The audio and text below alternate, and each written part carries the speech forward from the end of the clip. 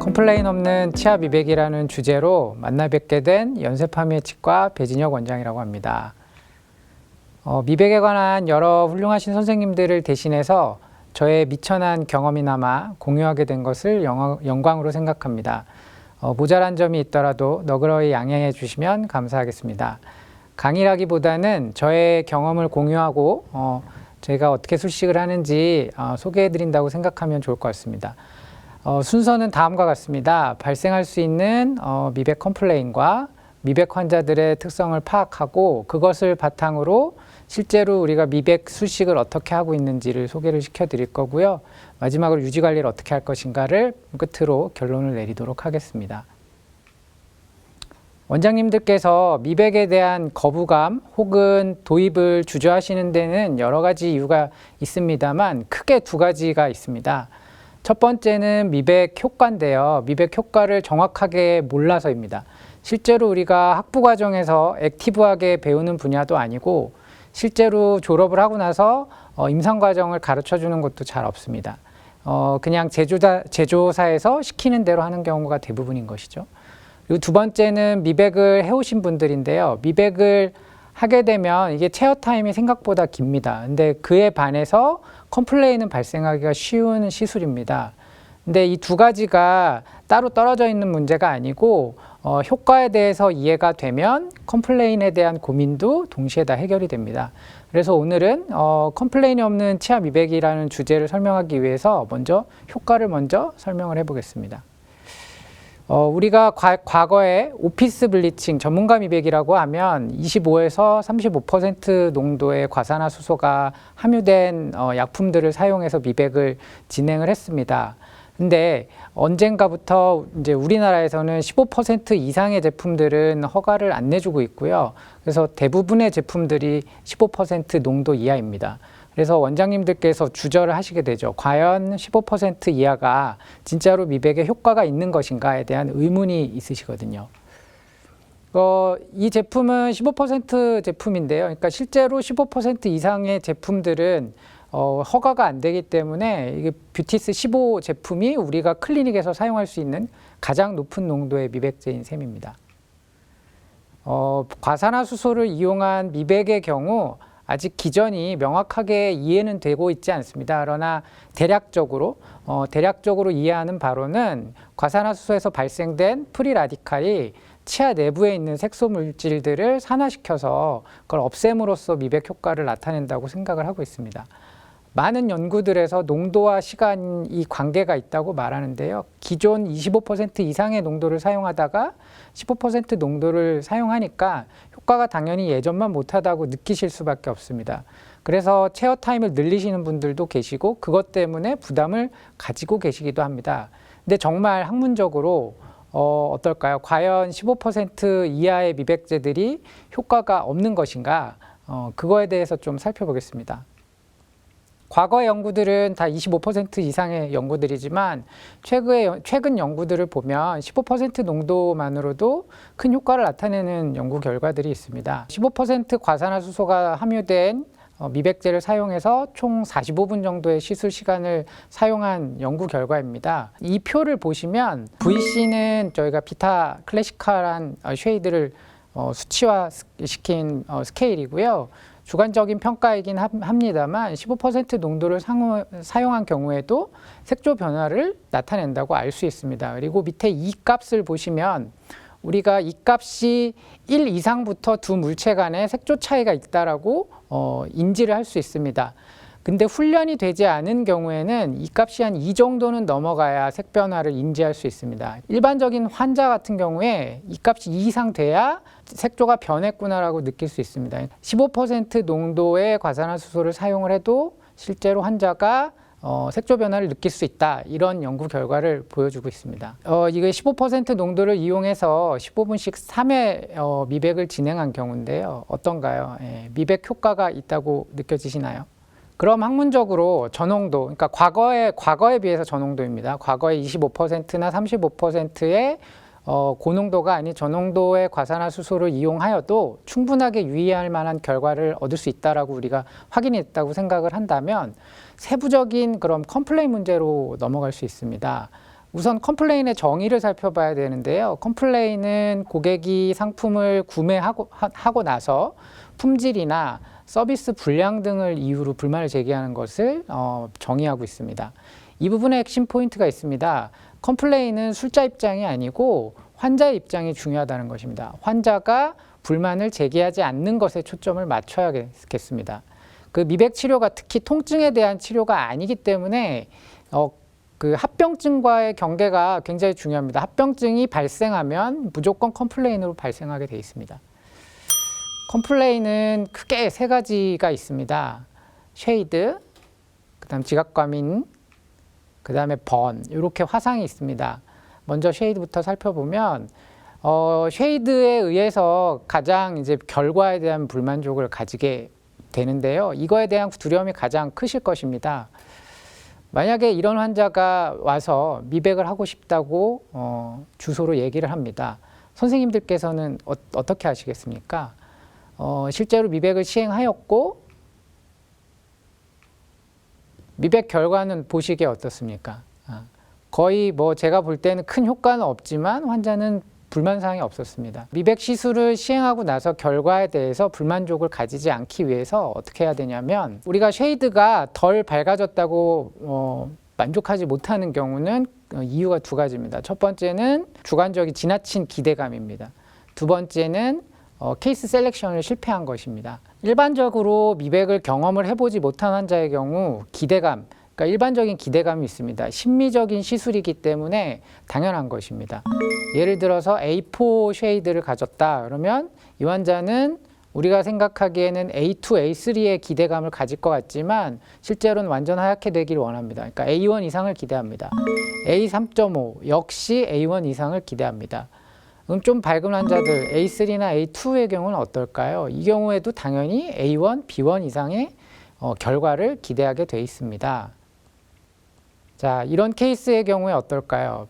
비타 쉐이드상, 비타 클래시컬 쉐이드상 두 단계 밝아진 것으로, 그러니까 임상적으로 봤을 때는 두 단계나 밝아졌으니까 매우 밝아졌다고 생각할 수 있지만 환자는 만족을 했을까요? 불만을 제기하지 않았을까요? 이 케이스 경우에는 어떨까요? 한 단계밖에 밝아지지 않았습니다. 실제로 환자는 만족했을까요? 두 케이스의 경우 밝아진 정도가 다르지만 실제로 환자가 받아들이는 것은 처음에 조치를 어떻게 취했느냐에 따라서 달라질 수 있습니다. 밝은 경우에도 마찬가지입니다. 이 환자 같은 경우는 실제로 굉장히 치아가 밝기 때문에 미백이 필요 없다고 느끼실 수 있지만 환자는 미백을 시행하길 원하고 체감은 크진 않지만 밝아졌습니다. 근데 그에 대해서 만족감을 느끼고 있습니다. 왜 그랬을까요? 예, 이제 살펴보겠습니다. 실험적 결과를 다시 한번 보시면 비타 쉐이드 값 변화 양을 보면 3.14 정도로 한 단계 이상 밝아지는 것을 알 수 있지만 A4에서 A1과 같은 결과는 많지 않다는 것을 알 수 있습니다. 그리고 편차를 보시면 플러스 마이너스 값을 보면 편차가 꽤나 있다는 것을 알 수 있습니다. 즉 밝아지는 것은 확실하지만 정확하게 예상을 할 수 없다는 게 학문적인 결과입니다. 그러면 환자에게 밝아질 수는 있습니다. 그러나 얼마나 될지는 몰라요. 이렇게 얘기를 할 수 있을까요? 그러면 환자들이 굉장히 동의율이 떨어지고 신뢰가 떨어질 수 있습니다. 환자에게 사전 고지 가이드라인을 제시해 주는 게 좋습니다. 학문상 한 단계 이상 밝아지는 것은 거의 확실한 것 같습니다. A3, A4는 A3.5나 A3 정도, A3.5는 A2 정도, A3나 A2는 최소 A2에서 A1은 확실히 밝아집니다. 근데 제 경험에 의하면 이런 것들을 수치상으로 설명하는 것보다 쉐이드 가이드를 같이 설명을 해주는 것이 좋습니다. 그리고 실제로 시행을 해보면 한 단계 이상은 무조건 밝아집니다.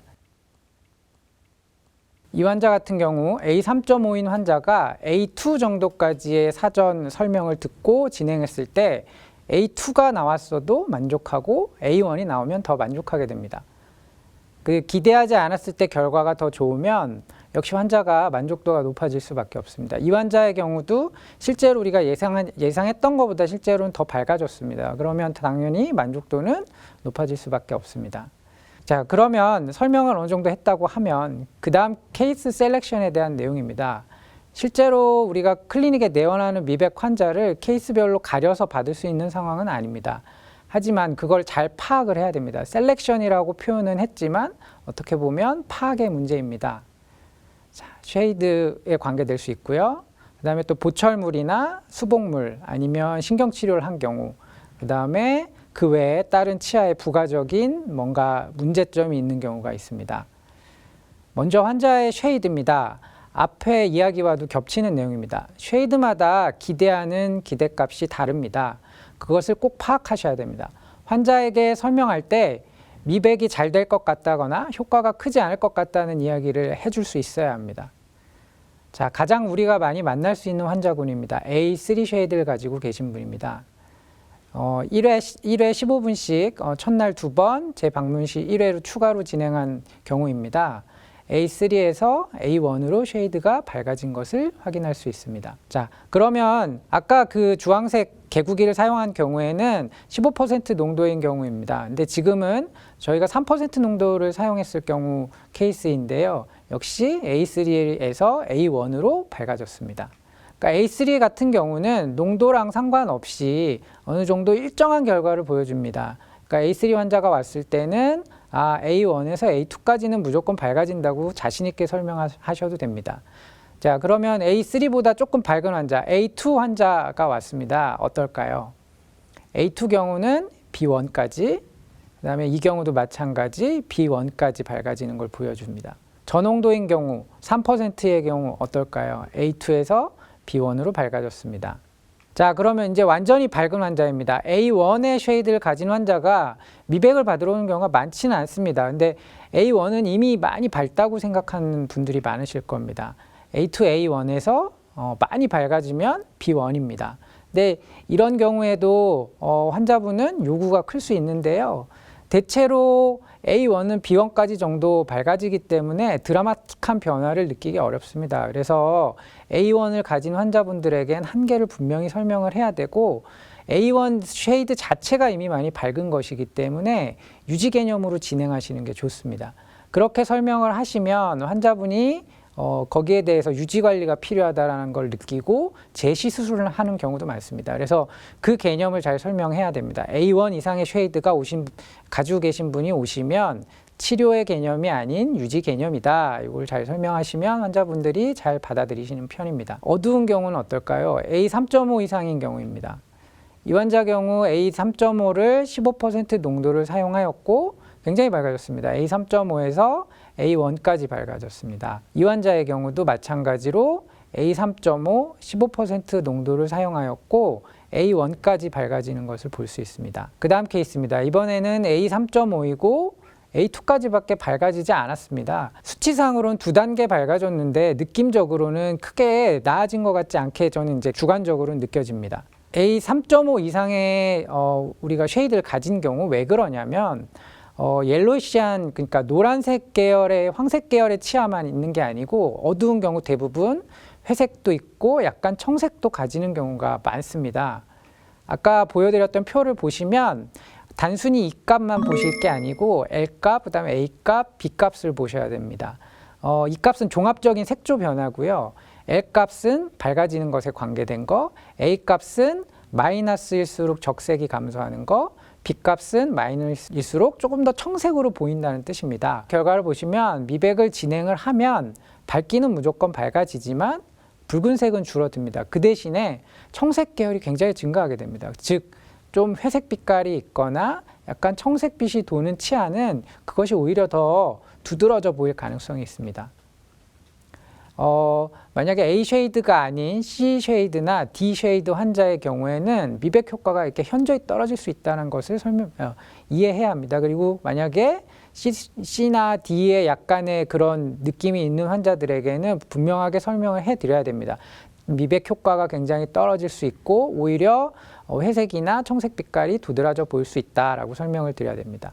A3나 뭐 그런 환자들 경우에도 이 환자분처럼 자세히 보시면 그라데이션이 있습니다. 그래서 노란색만 있는 게 아니고 약간 회색 빛깔도 섞여 있습니다. 그러면 미백을 진행하게 되면 밝아지지만 어두웠던 부분, 회색조나 약간 청색조는 도드라지고 노란 색깔 있는 부위는 빠지게 되면서 오히려 줄무늬가 있는 것처럼 이 케이스처럼 보일 수 있습니다. 이거를 사전에 고지하지 않았다면 굉장히 컴플레인 할 수 있죠. 자연 치아만 있는 것이 아니고 다른 뭐 부가적인 보철물이나 수복물이나 아니면 신경치료를 진행한 경우입니다. 11번, 21번 치아를 올세라믹 치료를 먼저 받았고 환자는 그에 비해서 주변 치아가 어둡다는 주소로 내원을 했습니다. 미백을 진행하였고 분명하게 쉐이드는 밝아졌습니다. 근데 문제는 환자는 11번, 21번 쉐이드에 다른 치아를 맞추고 싶어 합니다. 하지만 이런 경우 실제로 이 보철물 색깔의 미백으로 자연 치아를 맞춘다는 것은 불가능합니다. 그러니까 사전에 쉐이드를 맞추는 것은 불가능함을 설명을 해야 됩니다. 그리고 이걸 해결하고자 한다면 결국에는 재보철을 하거나 보철 치료를 다른 치아를 해서 해결하는 수밖에 없습니다. 근데 이걸 미리 설명하지 않았다면 환자는 효과가 없다라고 생각을 할 것입니다. 자, 11번, 21번, 그러니까 12번부터 22번까지 사전치에 다 보철물이 되어 있습니다. 거기에 쉐이드도 어둡지 않은 편입니다. 하악 전치부를 미백 후에 보시면 미백이 확실히 진행이 돼서 쉐이드 개선이 있는 것을 확인할 수 있습니다. 하지만 상악 쉐이드가 개선이 안 되기 때문에 환자가 실제로는 쉐이드 변화를 느끼기 어렵습니다. 그러니까 이 경우도 고지가 안 돼 있으면 환자는 미백에 전혀 효과가 없었다라고 느낄 수 있습니다. 자, 이 환자분의 경우는 실제로 본인의 심미적인 콤플렉스는 21번 치아입니다. 신경치료가 돼 있고 포스트도 돼 있고 그러다 보니까 치근의 변색이 진행되었고 그 다음에 올세라믹 크라운을 진행해서 그 치아에 검은색이 비쳐나옵니다. 근데 이 환자는 그럼에도 불구하고 전체 미백을 하기를 원합니다. 전체 미백을 진행했을 때 21번 치아에 대한 변화가 전혀 없다는 것을 설명을 해야 됩니다. 만약에 그거를 설명하지 않으면 이 환자는 분명 컴플레인을 하게 돼 있습니다. 자, 이 환자 경우는 21번 치아를 보시면 올드 레진 수복이 있습니다. 변연부 변색도 관찰이 됩니다. 변연부 변색은 미백 전에 폴리싱을 진행을 하였고요. 미백을 진행했습니다. 미백을 진행하고 보면 레진 부위에 오히려 색조가 어둡게 변한 것을 볼 수 있습니다. 레진이 색조가 변하진 않습니다. 자연 치아의 색조가 밝아지면서 오히려 가지고 있던 레진의 색깔이 어두워 보입니다. 레진은 미백으로 착색이 제거가 되지 않기 때문입니다. 만약에 이 환자가 레진에 대해서 먼저 이야기를 하지 않았다면 불만을 제기할 수 있습니다. 재치료를 만약에 해야 된다고 하면 그거를 요구할 수도 있습니다. 하지만 사전에 레진은 절대로 색이 빠지지 않기 때문에 미백을 진행한 후에 재치료가 필요하다고 설명을 해야 되겠습니다. 자, 그럼 아까 이 환자가 아까 처음에 보여드렸던 환자인데요. 이 환자가 초진에 와서 전체 미백을 하고 싶다고 말합니다. 그리고 하얀 치아를 가지고 싶다고 말합니다. 그러면 원장님들께서 어떻게 설명을 하실까요? 먼저 전치부 크라운은 색이 변하지 않는다. 그리고 신경치료를 진행했기 때문에 뿌리 쪽 검은색도 변하지 않는다. 설명을 하셔야 되고요. 그 다음에 서비칼 어브레전 부위에 레진이 되어 있습니다. 레진 역시 색조를 변화시키기 불가능하다. 설명을 하셔야 됩니다. 그리고 자연치 색조를 보시면 단순한 옐로시한 치아가 아닙니다. 그레이시도 하고 약간 청색 계열도 돕니다. 이러면 미백의 효과가 굉장히 떨어진다까지 다 설명을 하고 억셉트를 하면 그때 전체 미백을 진행을 하셔야 됩니다. 근데 선생님들이 미백 시술을 진행하실 때 선생님들이 직접 진행하신 경우 대부분 없는 걸로 알고 있습니다. 대부분 위생사 선생님들이 도와주시고 선생님은 미백 전에 그냥 환자와 상담 정도 하시는 정도로 알고 있습니다. 근데 그 상담이 굉장히 중요합니다. 미백을 진행하기 전에 초진 검사에서 이런 것들을 꼭 체크하셔야 됩니다. 네. 이렇게 진행이 됐지만 환자는 사전 설명을 다 들었기 때문에 전혀 불만이 없습니다. 예상하지 못한 문제들이 좀 있을 수 있습니다. 선생님들이 단순히 쉐이드만 보거나 보철물을 보기만 했을 경우에는 놓칠 수 있는 부분들이 있습니다. 3가지 정도 되는데요. 첫 번째는 여러 가지 우리가 흰색 반점들, 그 다음에 테트라사이클렌에 의한 라인이라든지 치아가 가지고 있는 고유의 라인들, 그 다음에 충치가 있는 경우입니다. 이 환자의 경우 쉐이드가 어둡진 않습니다. 근데 미백을 진행하려고 보면 아주 자세히 보시면 인사이저 부위와 여러 군데 화이티시한 스팟들을 발견할 수 있습니다. 이 환자 미백을 진행하면 어떻게 될까요? 미백을 하시면 치아가 일부 탈색이 되는 효과도 있기 때문에 이 부분이 굉장히 도드라져 보입니다. 치아는 밝아졌지만 오히려 심미적으로는 이게 더 좋은 건지 주관적으로 굉장히 판단하기 어렵습니다. 자, 이 환자 경우는 서비컬 부위에 캐리어스가 존재합니다. 그리고 탈회된 부위가 존재합니다. 미백을 진행하게 되면 당연히 탈회된 부위는 강조될 수밖에 없습니다. 이 환자 같은 경우는 자세히 보시면 테트라사이클린에 의한 라인과 같은 내재된 라인이 보입니다. 이 경우 아까 설명드렸듯이 청색 계열, 회색 계열은 색이 안 빠지고 노란색 계열은 색이 빠지면서 선이 오히려 강조돼 보일 수 있습니다. 자, 이번에 인사이저 쪽과 미들 원서드 부위의 색조를 보시면 그라데이션이 있으면서 라인처럼 시술 전에 확인할 수 있습니다. 미백을 진행하면 역시나 오히려 더 뚜렷하게 오히려 라인이 관찰되는 것을 볼 수 있습니다. 이 케이스를 보여드리는 것은 이제 사진의 중요성을 설명드리는 건데요. 초진 사진이랑 그다음에 미백 후의 사진이랑 자세히 보시면 11번에 크랙 라인처럼 보이는 걸 볼 수 있습니다. 이게 미백에 영향을 주진 않습니다. 근데 환자가 본인 치아를 자세히 안 보다가 미백을 하고 나서 거울을 봤더니 이런 크랙 라인처럼 보인다 라고 얘기를 하는데 이 사전 사진이 없다면 대처를 하실 방법이 있으신가요? 없습니다. 그래서 사전 초기 사진을 꼭 찍으셔야 됩니다. 스트로보 즉 플래시에 의해서 약간의 사진의 색조나 이런 게 달라질 수는 있지만 저런 라인들을 체크할 수 있기 때문에 술 전에 저런 라인들을 꼭 체크하셔야 됩니다. 자, 이 경우에는 서비컬 어브레전이 있는 경우입니다. 서비컬 부위에 어브레전이 있으면서 그다음에 충치도 약간 진행돼서 갈색으로 되어 있는 상황이고요. 이 경우 미백을 진행하게 되면 치아색은 빠지지만 서비컬 부위는 빠지지 않는다.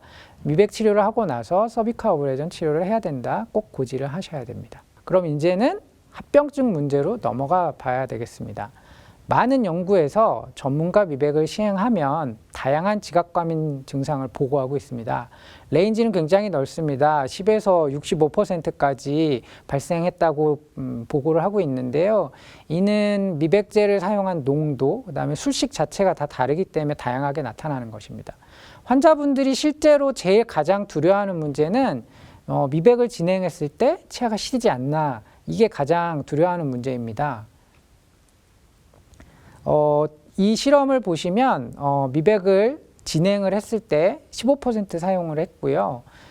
총 환자 중에 13명의 환자가 지각과민 증상을 호소합니다. 근데 8명은 한 1일에서 3일 내에 사라졌고 2명은 한 1주에서 2주, 그다음에 3명은 한 4에서 5주 이내에 소실이 됩니다. 즉 15% 농도를 사용하면 길게 가도 한 달 정도까지는 증상이 있을 수 있지만 돌아오지 않는 경우는 없다는 것입니다. 25%나 30%를 사용할 때보다는 확실히 데미지는 적은 것 같습니다. 하지만 15%도 분명하게 지각과민 증상을 나타내는 환자들이 있다는 것도 알 수 있습니다. 그러면 만약에 원래 지각과민이 있는 환자거나 예민한 환자 같은 경우는 15%보다 낮은 농도를 사용하는 것이 좋을 것이라는 생각이 듭니다. 그럼 3%의 경우는 어떨까요? 너무 낮지 않을까? 라는 생각을 하신 분들이 계실 겁니다.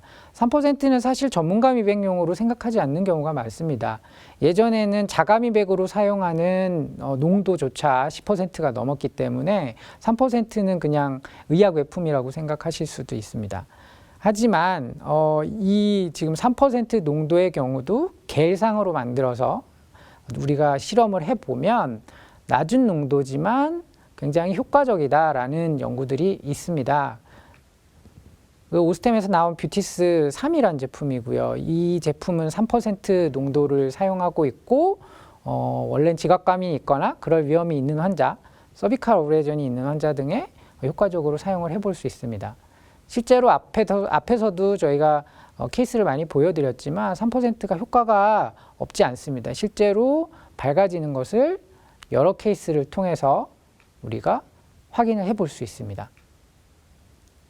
어느 정도 만족할 만한 효과를 저는 얻고 있다고 생각은 되고요. 그 대신에 3%를 사용할 때는 15%보다 농도가 낮기 때문에 술식을 조금 달라져야 됩니다. 아무래도 시간을 늘릴 수밖에 없고요. 15%에 비해서 저는 2배 정도 늘린다고 생각을 하시면 됩니다. 그래서 저농도의 제품을 사용한다가 첫 번째 해결책이 될 수 있고요. 두 번째는 우리가 디센시타이제이션을 하는 겁니다. 미백을 하고 나서 지각과민 처치제나 아니면 불소에 대한 불소대를 도포한다거나 이런 수식을 통해서 우리가 열렸던 덴탈 튜블이나 이런 것들 코팅해 주면서 지각과민을 어느 정도 예방을 할 수 있습니다. 이 환자 같은 경우 자세히 보시면 서비컬 어브레이전이 굉장히 크게 있습니다. 이런 환자 같은 경우는 미백을 진행할 때 우리가 케미칼 번을 예방하기 위해서 잇몸 쪽에 댐을 하게 되는데요. 댐을 서비컬 어브레이전 부위까지 덮어주는 것이 좋습니다. 과산화수소는 케미칼 이리테이션을 일으킨다는 많은 보고들이 있기 때문에 우리가 미백하기 전에 분명하게 잇몸 쪽에, 징지바 쪽에는 댐을 해줘야 되는데 이 댐을 이용해서 서비컬 어브레이전 부위를 막아주는 것이죠. 그러면 케미칼 이리테이션도 막아주고 센시티비티도 막아줄 수 있습니다. 케미칼 이리테이션은 우리가 댐만 해주면 크게 문제는 되지 않습니다. 우리가 시중에 나오는 우리 미백제의 성상 자체가 액상이 아닙니다. 겔상입니다. 그래서 흘러내리거나 이러지 않기 때문에 방습만 제대로 해주고 침이 섞이지 않게 방습을 제대로 해주고 치아에만 잘 도포한다면 잇몸 쪽 댐으로 인해서 방어가 잘 됩니다. 그 다음 문제가 될 수 있는 거는 번입니다. 케미칼 번도 있고 그 다음에 더말 번도 있습니다. 우리가 미백에 사용하는 빛 파장이 한 400에서 500 나노미터 정도 되는데요. 이 빛에 의해서는 크게 화상을 입을 일은 없습니다. 근데 미백 과정을 자세히 보시면 우리가 광중압기를 구강에 거의 밀착을 시킵니다. 근데 광중압기라는 것 자체가 어쨌든 빛을 발생하고 전기를 이용하기 때문에 열이 발생할 확률이 조금은 있습니다. 그래서 저희는 아예 호출벨을 환자 손에 쥐어 드립니다. 조금이라도 뜨거우거나 이상 반응이 있으면 누르게 합니다. 미백 시술 과정이 최소 15분 이상입니다. 1회에. 만약에 3%를 사용했으면 30분 이상 소요됩니다. 그동안 스텝이 거기 붙어 있을 수 없기 때문에 대부분 그냥 환자분만 덩그러니 누워있는 경우가 많습니다. 근데 환자분은 말도 할 수 없는 상황이고 뜨거우면 뜨거운가 보다라고 생각하실 수도 있습니다. 그래서 호출벨이 같은, 그러니까 환자를 모니터링 할 수 있는 도구가 꼭 필요합니다. 그리고 재발하는 경우입니다. 재발하는 경우 보통은 이제 3개월까지는 안정적이라고 저희가 쉐이드가 유지된다라고 알려져 있습니다. 근데 그거 매우 환자한테 달려 있고요. 환자의 식습관이나 그런 것들에 의해서 달라질 수 있습니다. 하지만 분명한 건 일정한 기간이 지나면 다시 리커버리가 된다는 거 기억하셔야 됩니다. 제가 이거를 보시면 이 경우 되게 특이한 경우인데요. B1까지 쉐이드가 밝아졌다가 한 달 만에 다시 원 쉐이드로 돌아왔습니다. 이거가 특이해서 보여드린다기보다는 확실히 롤백되는 경향은 존재한다 이렇게 생각을 하셔야 됩니다. 그래서 저는 이제 2회법을 사용을 합니다. 주로 1차 미백은 2번, 그러니까 15분 2번 시행을 하고 어느 일정 정도 기간이 지나고 2차를 한 번 시행을 합니다. 4주 정도 지나면 급격하게 돌아온다는 연구도 있기 때문에 이 간격은 4주 정도가 적당합니다. 근데 만약 환자가 정 원데이로 원하면 3회를 한 번에 진행할 수도 있습니다.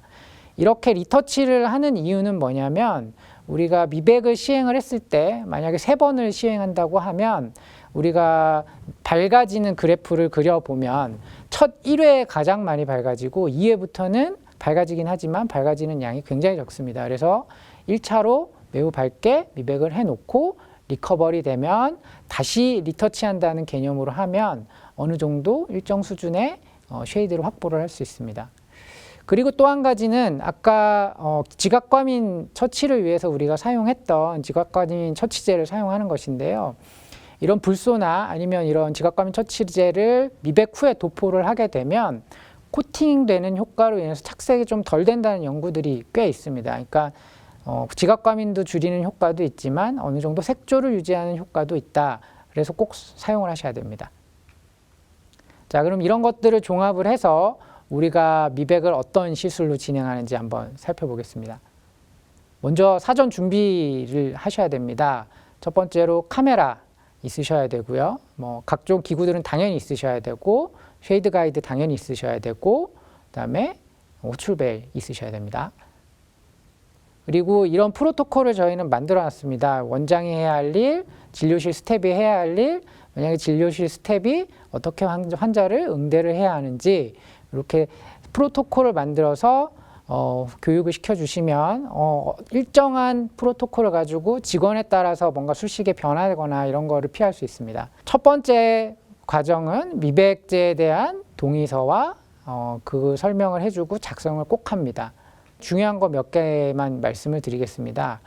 첫 번째는 개인차가 있다는 거. 아까 말씀드렸던 쉐이드에 대한 상담은 원장님이 확실하게 해드리지만 동의서에는 이거를 담보를 하시면 안 돼요. 개인차가 있다라는 거를 설명을 꼭 합니다. 그리고 지각과민이 꼭 발생할 수 있다라는 걸 설명을 드립니다. 그리고 아까 실험 결과를 보시면 2, 3일 내에 돌아오는 경우가 절반입니다. 절반 이상이기 때문에 2, 3일 이상이 지나면 꼭 환자를 팔로우업 해야 됩니다. 그래서 2, 3일 지나면 없어질 건데 만약에 시린 게 사라지지 않으면 꼭 다시 재내원 해라 이렇게 얘기를 하셔야 됩니다.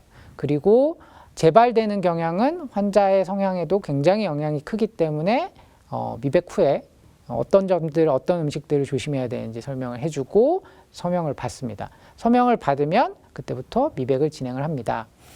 서명을 받고 나서 스케일링이나 아니면 플락 컨트롤을 꼭 해줍니다. 왜냐하면 바이오 필름이 덮여 있거나 이러면 아무래도 지각 과산화수소가 침투하기가 어려운 면도 있고, 또 한 가지는 치아의 내부의 착색을 빼주는 게 미백이라면 외부에 착색된 것이나 아니면 플라그를 제거함으로써도 치아가 밝아지는 효과를 누릴 수 있기 때문에 꼭 스케일링이나 플락 컨트롤을 시행합니다. 그리고 나서 연마를 해주는데 이 퍼미스에는 불소나 이런 것들이 코팅될 만한 성분이 없는 퍼미스를 사용해서 깨끗하게 청소를 해주고 그 다음에 미백을 진행을 합니다. 그 다음에 리커버를 끼운 개구기를 끼우고요. 그 다음에 초진 쉐이드 포토를 꼭 촬영을 합니다. 아까 설명드렸듯이 이걸 촬영하지 않으면 환자에게 결과가 이랬다라고 우리가 자신 있게 설명할 수도 없고 혹시나 나중에 방어할 일이 생겼을 때 방어하기도 어렵게 됩니다. 그리고 혹시라도 우리 미백계에 침이 닿거나 해서 과산화수소가 진지바에 닿거나 아니면 입안으로 들어갈 수 있으니까 커튼놀이나 꺼즈로 격리를 확실하게 해줍니다. 그 다음 댐을 도포해 줍니다. 댐 6번에서 보통은 저희는 6번에서 6번까지 도포를 하고요. 광중압을 시켜줍니다. 이 광중압은 뭐 미백 광중압이 아니고요. 여러분 선생님들이 쓰시는 그냥 레진 광중압기로 중압을 하시면 됩니다. 다 중압을 하고 나서 이제 미백제를 도포하게 됩니다. 미백제는 겔상으로 되어 있습니다. 그래서 일정한 두께로 펴 발라주시는 게 중요하고요. 6번까지는 하지 않고 5번에서 5번까지 도포하고 잘 펴줍니다. 펴 발라주고 광중압을 1차로 시행을 합니다. 15분은 15%, 30분은 3%입니다. 그리고 다 끝나고 나면 메탈 석션으로 다 미백제는 제거를 하고요. 2차 미백제를 다시 도포합니다. 이거를 다시 도포하는 이유는 당연히 과산화수소가 어느 정도 효과가 떨어졌다고 판단이 되고 다시 도포를 해서 새롭게 한다고 생각을 하시면 됩니다. 2차 미백을 진행을 하고 그다음에 끝나고 난 쉐이드 포토를 다시 촬영을 합니다. 촬영을 하고 그다음에 불소 도포 아까 말씀드렸던 도포를 시행합니다. 이 과정을 2차 미백 때는 1차 미백까지만 시행을 하신다고 생각을 하시면 되겠습니다. 이렇게 환자의 동의도 잘 얻고 미백을 잘 진행했습니다. 그 다음은 어떻게 유지를 해야 되느냐 살펴보면 가장 좋은 방법은 자가 미백입니다. 여러분들이 홈블리칭에 사용하시는 미백 트레이를 제작을 하셔가지고 오피스 미백이 아닌 그 자가 미백제를 같이 처방을 하는 겁니다. 이걸 해 주었을 때 유지되는 게 가장 좋고요. 두 번째는 환자에게 교육을 잘 시켜야 됩니다. 주의사항을 잘 지켜라. 근데 이게 잘 지켜지지 않습니다. 왜냐하면 우리가 먹는 음식들이기 때문에 음식의 기호가 쉽게 바뀌지 않습니다. 그래서 여러분이 만약에 환자가 이런 음식들을 좋아한다 그러면 당신은 빨리 치아가 색상이 돌아올 가능성이 있다라고 설명을 해줘야 됩니다. 뭐 그 음식들은 뭐 다 알고 계시는 것들인데요. 차 종류, 특히 커피, 녹차, 홍차, 아니면 색소성 탄산음료 좋아하신다든지, 아니면 카레, 짜장, 색소, 과일 소스 등이 많은 거, 아니면 뭐 검붉은 채소 이런 것들 많이 드시는 분들은 아무래도 빨리 돌아오실 수밖에 없고요. 그다음에 흡연하시는 분들, 흡연하시는 분들은 당연히 니코틴 착색이 되면서 쉐드가 빨리 돌아오게 됩니다. 이 내용들을 종합을 해 보겠습니다. 미백을 시행하는 데 있어서 환자의 치아의 파악이 꼭 필요합니다. 그래서 어떤 쉐이든지 어떤 문제점이 있는지 파악을 하고 그걸 바탕으로 환자에게 기대되는 정도 한계점을 명확히 고지 후에 동의서를 작성을 꼭 하셔야 됩니다. 그리고 합병증이 발생하면 무조건 컴플레인으로 이어질 수 있는 시술이므로 철저하게 방어 수식을 하셔야 됩니다. 이거 저농도의 15%, 3%도 충분하게 환자 커뮤니케이션이 됐다면 만족스러운 결과를 만드실 수 있습니다.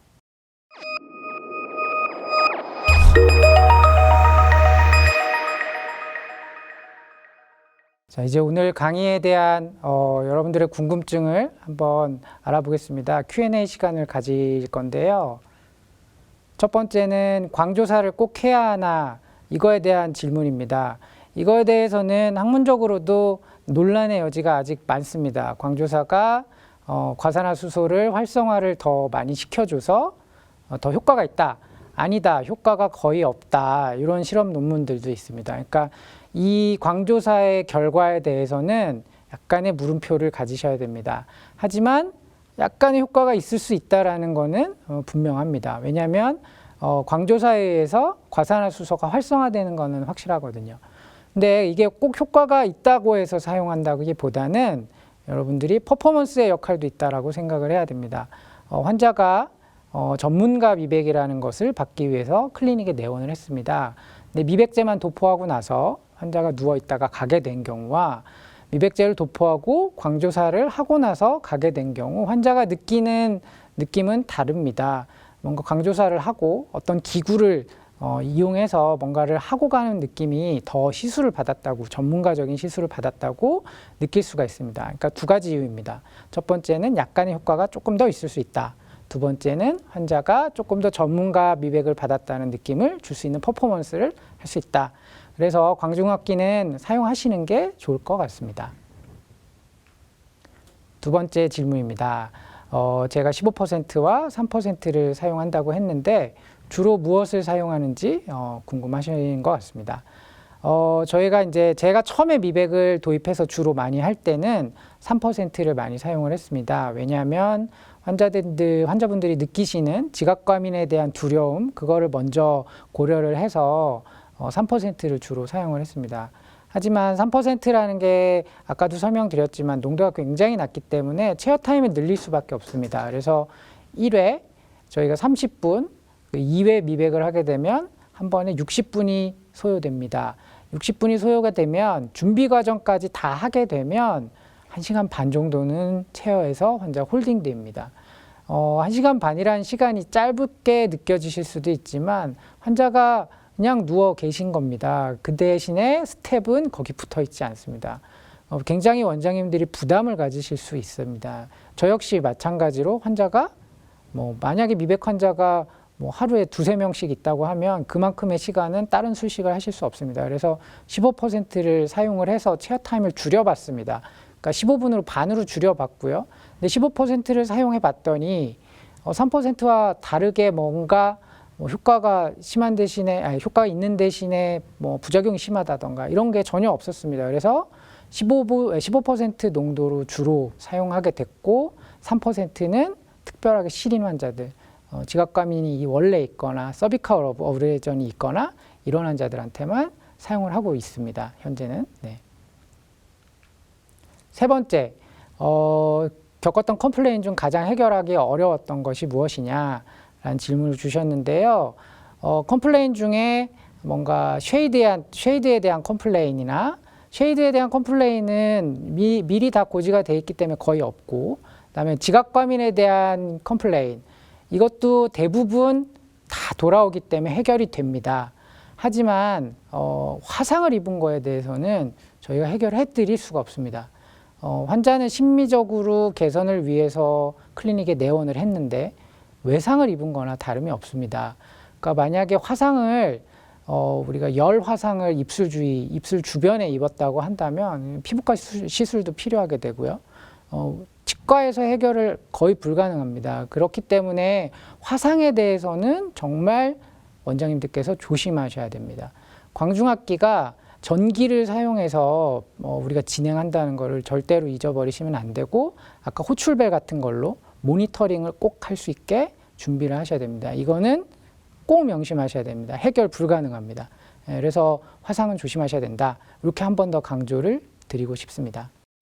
지금까지 저의 미백 강의를 들어주셔서 감사합니다. 다음에 또 뵙겠습니다.